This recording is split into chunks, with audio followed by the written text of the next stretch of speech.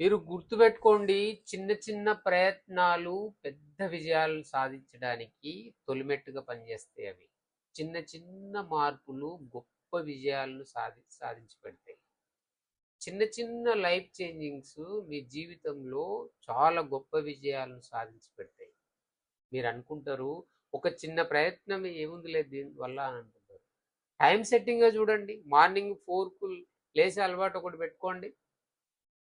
Morning 4కు లేవడం అనేది it's a great achievement.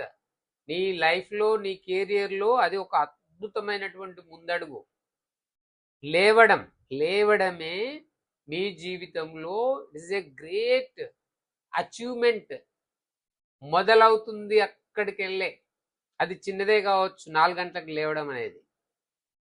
What is the next? 4 గంటలకు లేచిన తర్వాత వాటర్ తాగడము ఇదంతా అయిపోయిన తర్వాత physical exercise 1 hour. 1 hour physical exercise చేయడం అని అంటే ఏంది? మీ జీవితంలో ఒక గొప్ప మలుపు. గొప్ప మలుపు ఏంది? ఆరోగ్య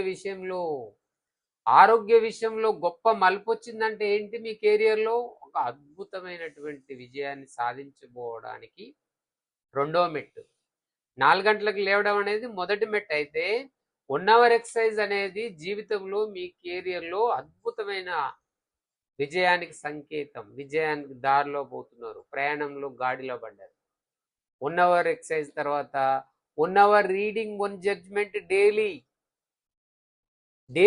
reading 1 judgement. It is a very you are going to reach your గోల్కు దగ్గరలో ప్రయాణం చేస్తున్నారు, గోల్కు నియరెస్ట్గా వెళ్తున్నారు.